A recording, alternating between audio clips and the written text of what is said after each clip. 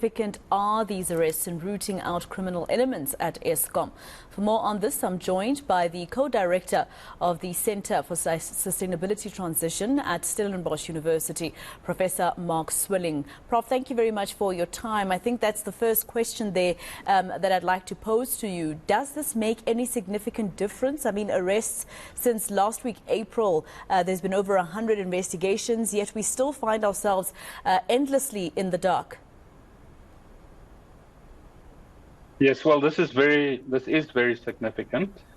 For too long, there was a lukewarm security response to corruption and sabotage at Eskom. And what we see now is a renewed sense of urgency, in particular from the Minister of Electricity. And this is most welcome, including a coordinated response amongst the various security and police agencies. So it is probably much too late, but at least it is definitely happening. And the open gas turbines, I mean, at some point, Prof, they did say that we cannot continue using that, and the gas, for instance, that they've been using, the diesel rather, that Eskom had been using at some point before we found ourselves on stage 3. They starting to announce that they're using those again. I know that we cannot come off what we're used to as quickly as, you know, the international world expects, but the open gas turbines, they're the ones who said, as government, that we shouldn't be using them a lot. They seem to be going back there now. Well, yeah, the open gas turbines are what is preventing us from going to higher stages. Without the gas turbines, we'd probably hit stage 8. So it is very, very expensive. The fuel input is extremely expensive, and that makes a huge dent on Eskom's finances, but there isn't much option until we make further progress in improving the performance of the energy generation units in the power stations, and until the large quantity of renewables which is in the pipeline comes online. Until those two come together, we're going to continue to be reliant on the open cycle gas turbines.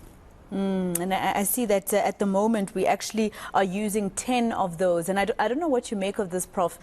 Previously, Eskom would just update us on what stages of load shedding we're going into as a country, but I notice every time they tweet or they send out a statement about the different stages, they're more transparent now, letting us know, for instance, how much availability we have. It was 28,500 last night, and how much is in demand was 31,000. So now, at least as South Africans, we are getting to basically, they're taking us into the power stations to tell us how much we've got, how much we need.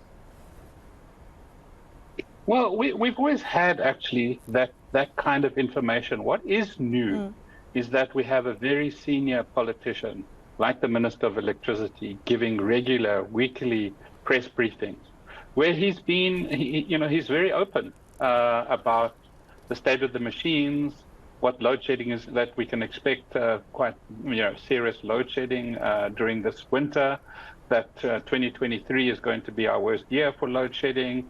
And he's also talked openly about dealing with sabotage, with corruption, on the importance of renewables. We haven't had this before from somebody who's directly responsible for the entire energy system. The Minister Kgosientsho used to say, there's plenty of electricity on the grid, Eskom just needs to switch on the switch. And that wasn't very useful, because everybody knew that just wasn't true. But now we have a completely new, fresh way of conducting politics, of relating to society about our energy crisis, and that's a very good thing. Prof, I just want to pick your brain here. Obviously, this is something that is still subject to a police investigation, etc. But you might have noticed the over 20 trucks that were burnt, along the N3 highway, etc. Even in Mpumalanga and Limpopo. It was sort of strategic. The route that they use is the route that is usually used by those who are transporting coal to the different power stations in Mpumalanga, and almost over 20 of those, besides the 2 or 3 that had citrus, actually carried coal. Is that likely to affect us? We do still rely a lot on coal as South Africa. Yeah. Absolutely. I mean, yeah, it's definitely going to affect us, especially if the trucking companies start to become increasingly cautious. If this is going to trigger labor disputes over the employment of non-South Africans as drivers, all sorts of dynamics are at play here. But one thing that I think we should consider getting more informed about, I certainly am not more informed about this, which is to what extent did the decline in the stages of load shedding relate in some way to a decline in sabotage? We know that sabotage has been a key driver of moving up the stages of load shedding.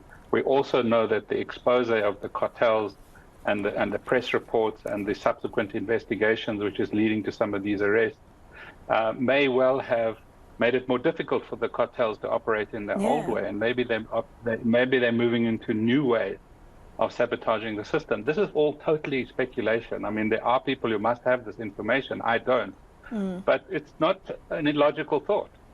Yeah, of course, Prof. And I mean, a lot of people have been saying it's either that, the fact that they're cracking down on the corruption, or it's probably because people are moving away from the grid and using more solar and generators. It's a whole lot of speculation, isn't it? And until, we are told that load shedding is over, I don't think the speculation will stop. Prof, thank you so much for your time. The co-director of the Center for Sustainability Transitions at Stellenbosch University, Professor Mark Swilling. Let's continue.